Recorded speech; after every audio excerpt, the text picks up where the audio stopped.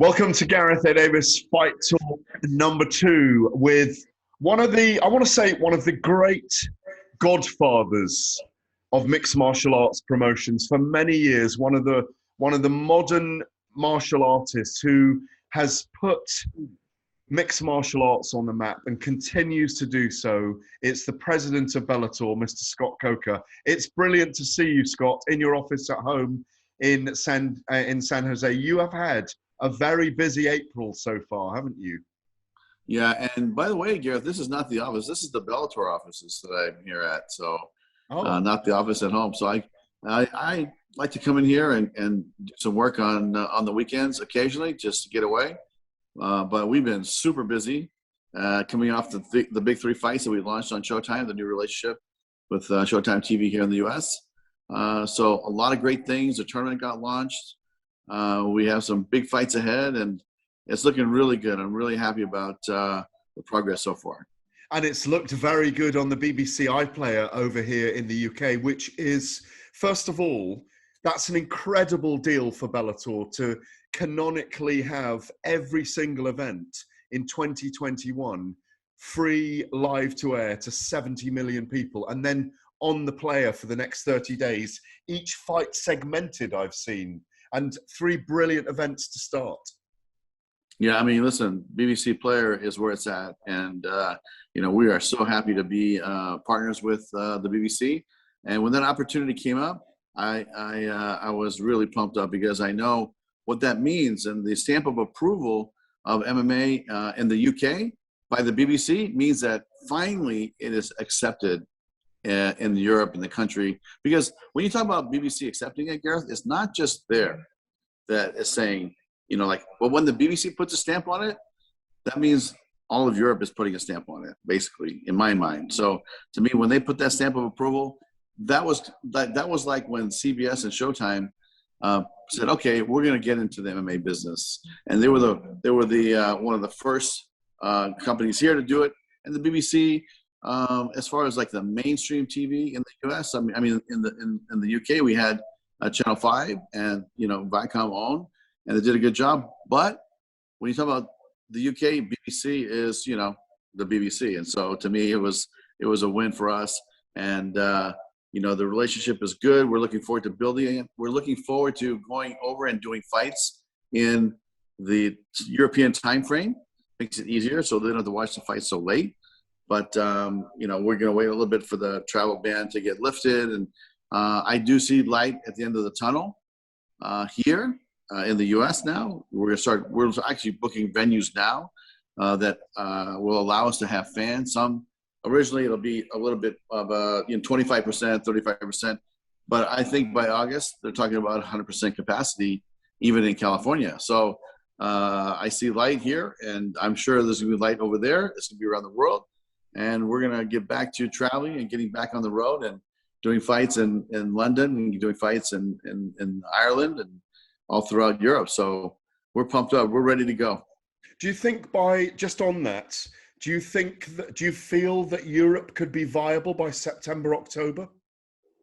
I think pockets of Europe will be yes. I think pockets of Eastern Europe will be yes. I think parts of Asia will be okay. But I do think some countries will still be on lockdown. I bet you they'll still have some restrictions. But where I live, it's one of the most stringent policies by the local health department in the whole country here. And when the 49ers, our football team here, they weren't even allowed to practice outside. They weren't even allowed to play the games. They had to go to Arizona to go play their games, which I think cost them, a couple games here and there. So I'm still bitter about that. But safety first, I totally get it. But they're saying even by the fall, they're looking to remove a lot of the restrictions. And now you can eat at a restaurant, 50% capacity here in the Santa Clara County. Movie theaters, 50% capacity. And this is really the first time it's happened here since COVID started back March of last year. You've obviously got a bubble there at Mohegan Sun Arena, at the Mohegan Sun in Connecticut. I'd like to go back over the last three events that have been in April, the 2nd, the 9th, and the 16th. Friday night events, of course, on Showtime and BBC iPlayer. Just in terms of the headline acts, and then look ahead to what's coming. I mean, there's an amazing May coming up now as well. You've got the final of the Featherweight Grand Prix now. Patricio Pitbull against AJ McKee, which is arguably one of the best matchups in the whole of MMA now. Fascinating for fans, journalists, observers alike. That's a great, I mean, obviously, Patricio Pitbull came through the final, to the final against, by beating Emmanuel Sanchez in their rematch, and in a very fine fashion as well.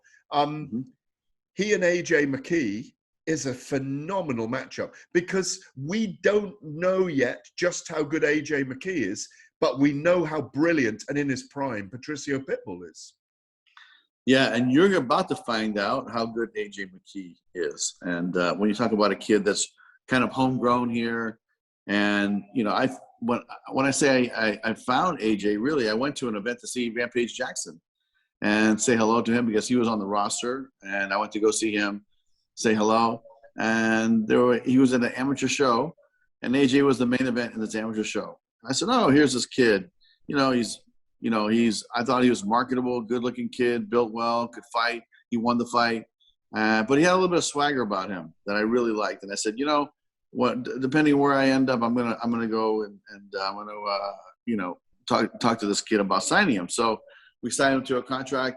And the one thing I think people don't realize is how long it takes to really build a prospect, right? This is not a 1 or 2 year deal, and then you put him in, put him right in. This is a process of, I would say a minimum of 3.5 to 4 years, where you sign a prospect and you build him and you simmer him, you develop him. If you rush too fast, you know what happens. If you go too slow, things could go sideways. He can miss opportunities. So, listen, we do our part, they have to do their part, but it takes about 4 years on average to build a prospect. So now he's here, he's arrived, and he started in a 16-man tournament. That's what this tournament started with. And Pitbull's on the other side, pound for pound. He's in our #1 pound for pound list. He's probably the greatest fighter in the history of Bellator. Let's be honest. We've had a bunch of free agents come in, but as far as something that's come in from the ground up, Pitbull has been here for longer than I've been here. Very, very accomplished, isn't he now? He's very accomplished. Yeah, exactly. People that didn't know him a year ago know who he is now, right? And so the guy has so much power in his punches. And yeah, he's a little guy, but you know what? He can punch really hard. He's a fantastic human being as well, Scott. He's a fantastic human being. I love him. He's really about honor and respect, and absolutely carries the martial way. Don't dishonor or disrespect him in a hotel. No, don't do that, because he's going to come for you before the event, isn't he? Yeah, and so he really lives the martial way, and so I really respect him. But AJ is, it's the new and Pitbull's in his prime. So to me, it makes it a very interesting matchup. And AJ comes from a lineage of his father and all those great fighters in those gyms. And it's something to be said about having all these amazing fighters in the gym, because I was watching at AK in their prime when they had, Frank Shamrock was still there, and they had just signed, Cain Velasquez, and they had Koscheck and Fitch and Josh Thompson and Kung Lee and I said Frank, and they had and then they signed Daniel Cormier, and you go in there and you see all these guys training together. There's something very special about that environment and that energy, because they push each other to get better and better. And then they just have this killer gym all of a sudden, because all those guys ramped it up. And that's how I feel about Papa McKee's gym. It's the same way. Yeah. Those guys are all helping each other grow. And so to me, there's something to be said about that. And, the good thing is I feel really confident that we'll get this fight done in late June, maybe July at some point. We're going to probably finalize the date sometime next week. But that's a fight, man, where you can sit down, you're going to get some popcorn, and you're going to sit down and just enjoy it, because it's going to be amazing. And then, hey, it doesn't hurt that there's $1 million bonus check waiting for the winner.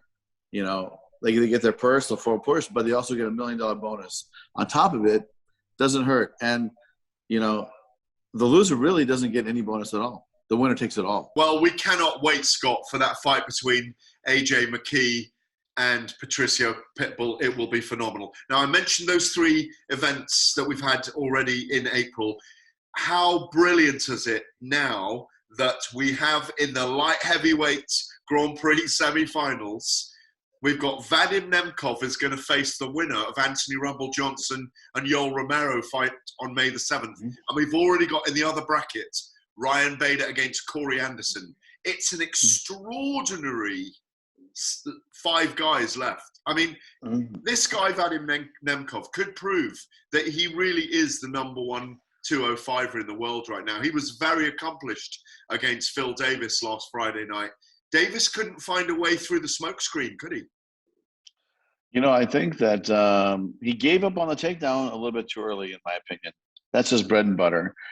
He was effective striker against Nemkov in round 4 and 5, I felt, but he was getting beat to the punch in the first 3 rounds. And he hit Nemkov with a left hook, I think would have dropped a lot of people, seriously, especially with little gloves like that. He hit him with a wake-up call. And Nemkov, you know, he looked like he got dinged a little bit, and then he just went right back to Terminator mode and just started, you know, going after him.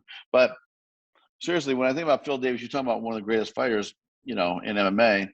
And until Nemkov gets beat, to me, he's the guy. He is the greatest fighter in this division in the world right now. And Corey Anderson really impressed me. I mean, that guy Yags he fought, let me tell you, that guy was a strong challenger. He threw out some bombs at the beginning of the fight. Corey had to be really patient, had to really wear him down. But if Corey didn't have the experience that he had, I think he might have jumped in there and it might have been a different ending because this guy was bringing it hard. So to me, we will end up with a semifinals that will be amazing. And we're looking to continue the tournament after the May fight, maybe sometime in late July, August. It's kind of the time frame we're thinking about. And then, you know, we'll have finished the featherweights already in June. I mean, late June, July. And then the finals of the light heavyweight tournament will probably be sometime in December is what we're thinking. So that's kind of the time frame for all this, Gareth. So you've got May 7, brilliant event, Sergio Pettis and Juan Archuleta defending his title against him. You've got, I say, the light heavyweights, Rumble Johnson and Yoel Romero, which has lit up MMA fandom right now as well, and people are really excited about that fight. Inspired signings and matchmaking. May 21, Chris Cyborg defending her title against Leslie Smith. You know, May's set to be as good as April was. I want to get your view. At the weekend, last weekend, there was this Triller event, bridging mixed martial artists and boxers. Now, you've been around forever and you're a historian. You know people around Bruce Lee. You know your lineage goes back way into Pride, into K1. You know all these people. What's your feeling about the way this landscape's evolving with a YouTuber against a former Bellator champion and a UFC fighter, and Ben Askren, a one championship fighter as well? What's your view about these kind of events, Scott? You know, personally, I think it's entertaining, and that's all it is. You're not fighting the best versus the best. They're not trying to get number one to fight number two. What they're trying to do is find entertainment that will sell, which, listen, that's great. I enjoy watching it, just probably like a lot of other people enjoy watching it. But we'll see if it's a sustainable business model, because, you know, what happens if the Paul brothers leave the sport one day and they do something else? Who's going to fill that spot that has that kind of viewership, followership, influencer that can bring, that type of eyeballs to them fighting? So we'll see. Listen, music acts and fighting has already been done. Affliction already did that way back in the day. Pride's done it. I mean, I remember going to Pride one time, or even in K1, where there'd be, all this singing, all this orchestra, 300-piece orchestra as the fighters were coming out. And so entertainment and combat sports has already, had its day, like had its origins, right? But look at the 1975 when they took Ali to Zaire and he fought George Foreman, 74 maybe. 74 was, yeah. The original date had James Brown and had all these music acts, and they had this big festival before, and they're going to have all this, this big, and then Foreman got cut, and so they couldn't do it on that day, so the acts all had to leave, and then they had to fight, 30 days or 40 days later, and I understand they took George's passport, so he couldn't leave the country, but so this has already been done. This is nothing new. The question is it going to be sustainable? Let's say, something happens to the Paul brothers and they don't want to do it anymore. Then what? Then maybe there goes your business, and you're looking for other celebrities to fight. And to me, it's like celebrity boxing. That's really what it is. I do find it entertaining. It's fun to watch. It's fine. But the only thing I don't like about it was this: when they call me about Dylan Dennis and they go, "Hey, we want Dylan Dennis to fight," I'm like, "Okay, hold on, time out. Why don't you want to fight Douglas Lima? He's more your weight. Why don't you want to fight Jackson? He's more your weight." They don't want to fight the guys that they know that will beat them up. They want to fight guys that they feel are grapplers or that are wrestlers like Ben. Listen, when they announced the fight, Ben, I said Ben's going to get knocked out, right? And Ben was all over me and he jumped on me. Listen, I want Ben to win because he's an MMA guy and he's part of the culture, in MMA. He's part of the family in MMA. Of course, I would want him to win, but in my heart, I was thinking, you're just picking opponents that you think you can beat up. So I told their management, I said, look, you guys want to fight Dylan Dennis, okay? That's fine, but you have to make it a 2-fight deal, and you can fight him in boxing first, and then you have to come fight him in MMA. Yeah, listen, that's, to me, that's fair. Why does it just have to be your way, where you have the severe advantage? Because a lot of these guys, that are wrestlers that really have not developed their striking skills the way they should, maybe, or the grapplers the same thing. They rely really on their grappling ability, and their careers have lasted, and they've gotten to the point where they're so good that they could just rely on that. They've found a way to survive inside this cage with having to do all of it, but at the end of the day, they're going to submit you, right? Or they're going to try to take you down or ground and pound you. They found a way. But when you talk about like Jake Paul, I tell you, I've sat down with his brother. I've met him a couple of times on a Zoom call, and I saw him train. I saw him fight, and I said, "Look, here's a kid that's getting better and better and better, and he's young, and all he's doing is working on his boxing, and he's getting good, and he's athletic." Jake has a wrestling background from Ohio. That I think he was a high school all-star wrestler. So Logan, that's why. And Logan as well. And Logan. Yeah. Oh, look, okay. So they have this. They're very athletic, So they have this athletic ability, and they're putting it towards punching. And right now they're better strikers than some MMA fighters, and they're proving it. I'm just saying, why don't you fight our strikers? Come fight our guys that can maybe fight you back, and see what that tastes like. But they don't want to do it. They just want to fight guys that they can, beat up, throw around, toss around. And listen, it's a nice piece of business right now, and we'll see how long it lasts. In the meantime, I'll watch it, enjoy it, and I love Snoop Dogg's commentary. To be honest, he's hilarious. He's hilarious. It's like sitting in your living room with your uncle who's come around, who's really into fight sports but doesn't know a lot about it. So that's what it is. That's what it is. But come on, it's such a change that it's actually, to me, entertaining, and it's worth the money. And if they have another card that's entertaining, I'll buy it too. Unfortunately, it didn't work out for Ben. I hope that it's something that doesn't tarnish his legacy, because think about this: this guy was Olympic medalist, right? I mean, the highest level of honor, representing the United States of America, our country, and then he goes to MMA, and he does so. This is before I was here, but he did such great things in Bellator. Did great things at one. He did great things at the UFC, and then he kind of, and then he does this fight, and people are going to remember him by this fight, right? And the MMA fighters are getting their butts kicked. The boxers this, the boxers that. No. The chosen boxer is, the chosen MMA fighter, but they're strategically, handpicking these guys that they feel they can have an advantage of. And to me, just even the playing field, man, it would just grow your brand even bigger than it is, and it give you more credibility as it is. So at the end of the day, is it the best boxing in the world?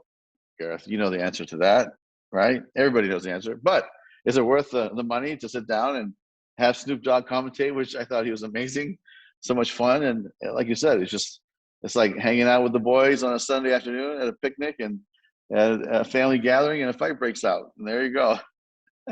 And we know what happens. Everybody rubbernecks because they want to see it. Listen, it's an absolute privilege to have you on the show and to speak to you. Your knowledge in this game is second to none. I could talk to you all night about stuff. I mean, it's amazing. I really thank you so much from the bottom of my heart for joining me today on the show. And looking forward to 2 amazing events in May from the Mohegan Sun, on the BBC iPlayer, on Showtime.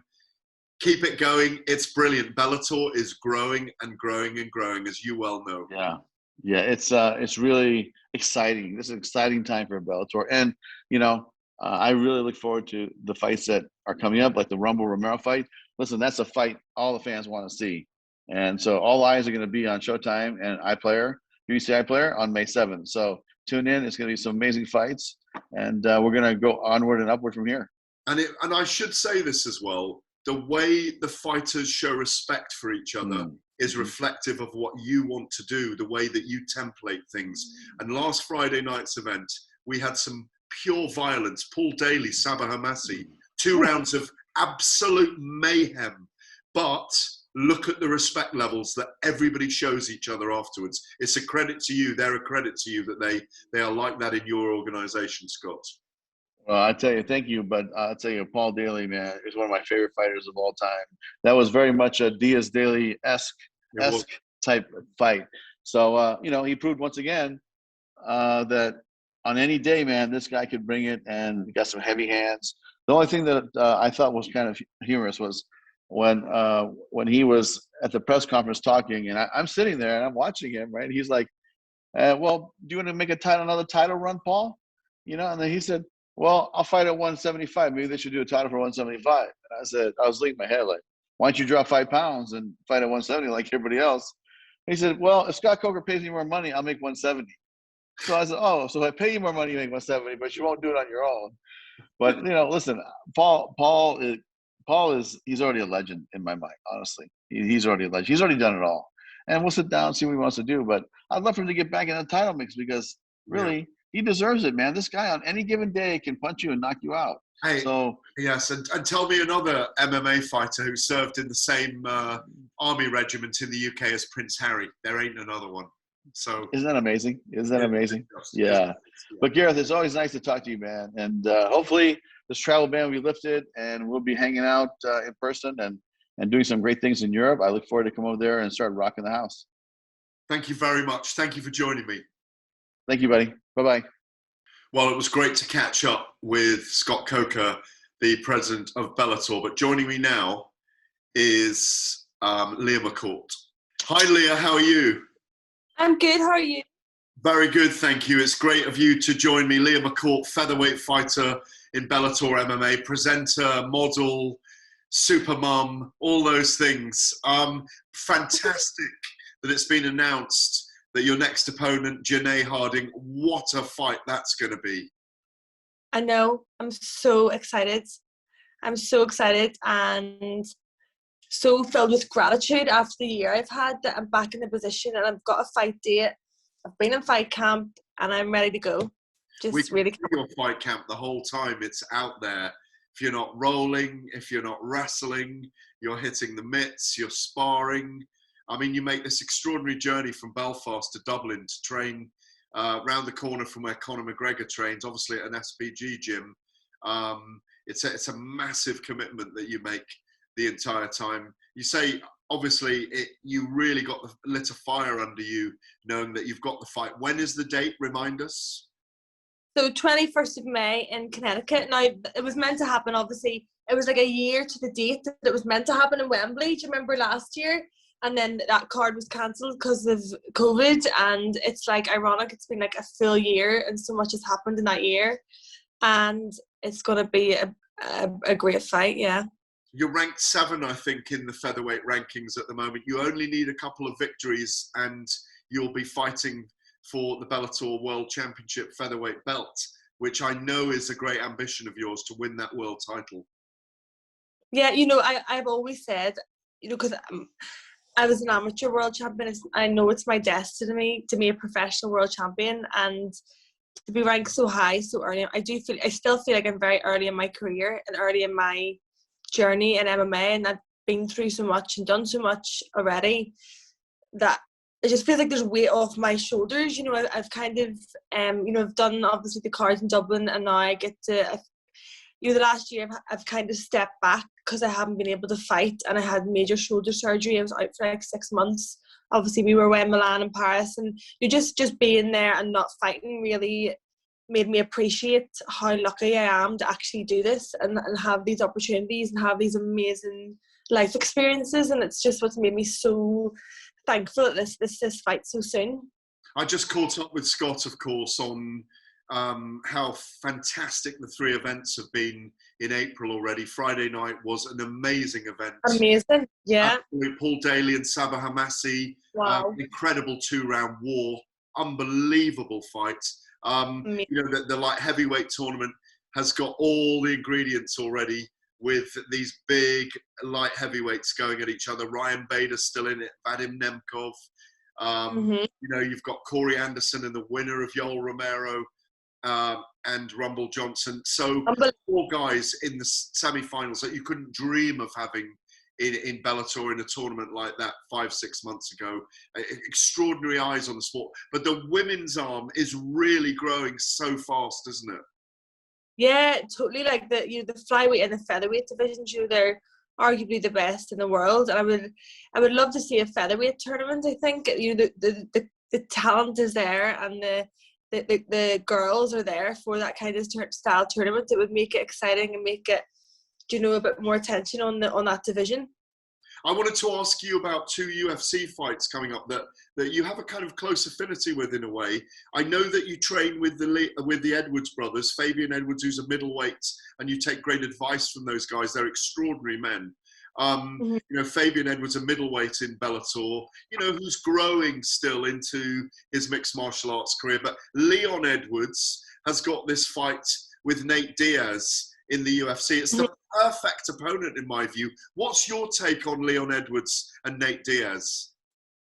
Yeah, I think obviously Leon's had a hard run of it and maybe doesn't get the recognition that he definitely deserves. And I think this is a perfect fight. Nate's such a big name, and I think Leon will do the job quite easily and show his level against somebody like Nate Diaz, and maybe hopefully get that title shot soon, because he definitely deserves it. Yeah, I think I agree with you completely. Nate Diaz is exactly the right style for Leon, and the right step up in name that will draw eyes to Leon, because they're not big publicists of themselves, are they, the brothers? Yeah, they're not the best in talking or in the media, but I think they captivate people with their kind of different personalities. And I think it's a great fight for Leon, because it's going to bring so much eyes obviously to his talent and his ability, and people should start respecting him, I think, after this fight. And then obviously in July we've got Conor McGregor announced in his trilogy fight with Dustin Poirier. You've had that association with Straight Blast Gym and John Kavanagh and Coach Owen Roddy, all these guys who are around Conor McGregor and Big Fim. It's amazing he's jumping straight back into the trilogy fight, isn't it? Yeah, I always say, Conor is such a role model in martial arts for us to look up to, because he has all the money in the world, he has everything, and he's still fighting. He's so passionate, and every time he loses, he loses, he comes back, and that's what every fighter should be doing. Every MMA fighter, it's not you have to be undefeated. It's to be a world champion, to be the best in the world, you have to know how to get beat and come back better, and he does that every time. And I think he'll do this again with Dustin. He'll come back, and I think he'll wipe the floor of him. I genuinely believe that he'll go back to the game, go back to the drawing board, because obviously I work with Owen Roddy, which is obviously one of Conor's coaches, and just their mindset and how technical and how much they watch fights at the weekend and implement it into our training sessions. They're just constantly evolving, constantly learning, and adapting to new kind of techniques and whatever's going on in the cage. It's so fascinating, and that's why I do the drive. It's just, I go down to training and it's worth every second to listen to the mindset and the sequences and the knowledge of Owen and what the team is like. Because it's a 5-hour, 4-hour round driving trip every 5 days a week, isn't it? Yeah, do you know what? How can I complain? I'm literally getting amazing opportunities. I'm not sitting in an office somewhere. I'm driving down and getting to do what I love. Like, I can't complain about it. I'm so thankful. Like, I'm really blessed. I know you are. I know, because I've worked with you on TV. You are very blessed. Couple of other things I want to ask you about.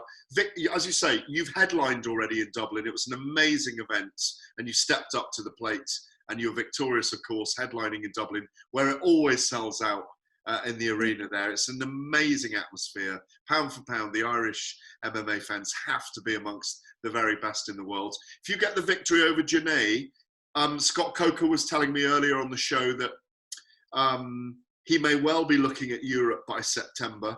Do you want to headline again in? Yeah. Do you want to headline again in Europe? Yeah, 100%.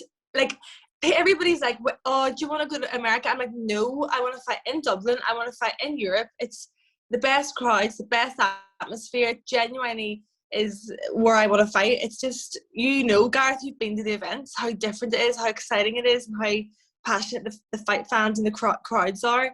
And Dublin is just the best place in the world. If it's not Belfast, if he doesn't come to Belfast, it should be Dublin.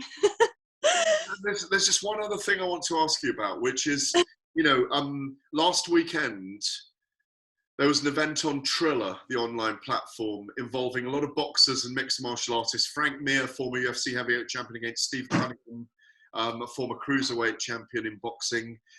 Jake Paul against Ben Askren, a formidable wrestler, predominantly in mixed martial arts, obviously knocked out by Jake Paul. What's your take on this, and things like people talking about Dillian White and Anthony Joshua and Tyson Fury fighting people like UFC heavyweight champion Francis Ngannou? What's your take on the crossover of the two sports? I don't know.